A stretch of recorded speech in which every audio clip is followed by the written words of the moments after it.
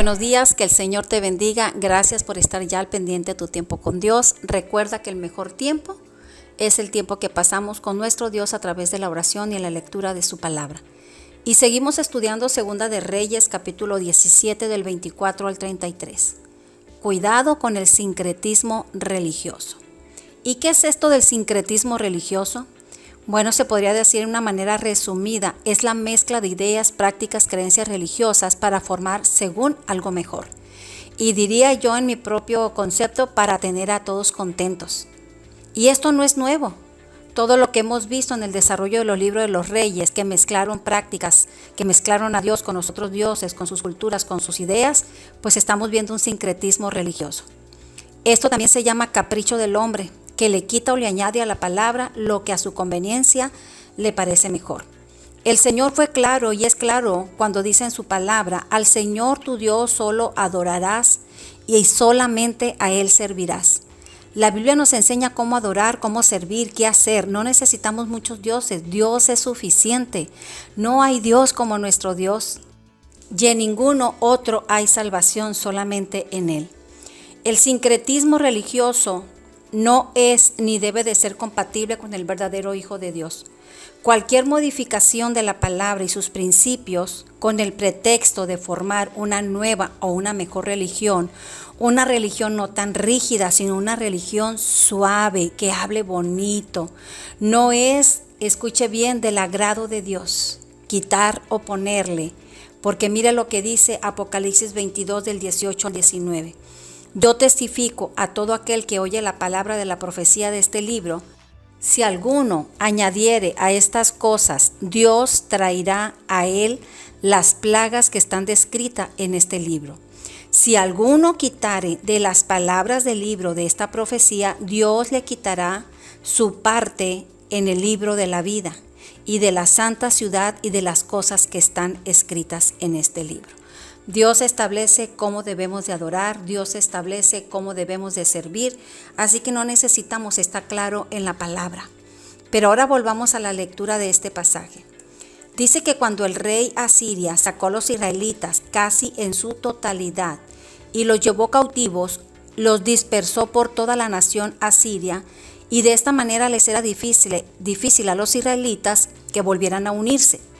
La mezcla de estas gentes israelitas con los asirios establecidos en Samaria se les llamó samaritanos en vez de israelitas. Pues resulta que estos nuevos pobladores que no conocían a Dios se trajeron sus costumbres y sus prácticas paganas y Dios les envía leones que los mataban. El versículo 26 dice, y dijeron al rey de Asiria, las gentes que tú mandaste y pusiste en Samaria no conocen la ley de Dios y ha echado leones en medio de ellos y he aquí que los leones los matan porque no conocen la ley de Dios, el Dios de la tierra. Y esto es sorprendente porque increíble que ellos sí reconocieron que fue Dios quien había permitido esto, que los leones acecharan. Y el pueblo de Dios les mandaba cientos de señales, pero sus ojos estaban cegados. Mira lo que dice el versículo 27, y el rey de Asiria mandó diciendo, llevad allí algunos de los sacerdotes que trajeron de allá y vaya y habite allí y les enseñe la ley de Dios en su país. Y yo me pregunto, ¿qué tipo de sacerdote mandó el rey asirio a Samaria para que enseñara cómo se debería de temer a Jehová? ¿Por qué este sacerdote que fue llevado cautivo, por qué no lo hizo cuando oficiaba su ministerio? ¿Por qué como líder religioso no enseñó al pueblo de Dios cómo se debería de adorar? ¿Por qué no les dijo que solamente hay un Dios y que solamente a Él se le debe de servir y adorar? ¿Por qué consintieron la adoración de los Baales? ¿Por qué siguieron con los lugares altos? ¿Por qué les hablaban tierno y delicado? ¿De quién buscaban ellos el favor? ¿Del rey del pueblo o de Dios? El pueblo asirio que se encontraba en Israel reconoció que los leones fueron enviados por Dios porque no sabían cómo adorarlo. Y aquellos que sí sabían, pues no lo hacían. Y del versículo 28 en adelante vamos a ver que los asirios fueron enseñados cómo adorar a Dios, pero no se les enseñó como la palabra establece. Creo que más bien fue algo así como esto, como lo que pasa en nuestros días. Cumpla con Dios, y Dios le hará saber cuándo usted tendrá que quitar esos dioses que ocupan tu vida. Los asirios aprenden la ley de Dios, les gusta. Ciertas cosas les agrada, pero no creen que deban servir a un solo Dios. Para ellos es natural servir a muchos dioses, así ninguno se enoja y todos están contentos. Adoraron a Dios para que los leones fueran quitados, pero Samaria se convirtió en un centro religioso sincretista donde todo se mezcla, donde todo es permitido, donde nuestro amado Dios es adorado entre tantos dioses. Esto es lo más terrible, que Israel, el pueblo de Dios, se convirtió en una nación politeísta. El versículo 33 dice que temían a Jehová y honraban a Dios, pero no dejaron de adorar a sus dioses según las costumbres de las naciones de donde habían sido trasladados, incluyendo así el sacrificio de niños para buscar el favor de los dioses. ¿Y cómo podemos aplicar este pasaje a nuestro tiempo actual? ¿Que acaso no hacemos lo mismo nosotros? Que muchas veces confesamos la fe en Cristo Jesús, pero Él está dentro de otros dioses que dominan nuestra vida.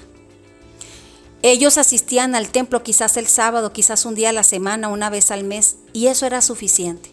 Y el resto de la semana o el resto del mes se postraban ante otros lugares altos que al parecer son más importantes porque Dios sabe y Dios entiende.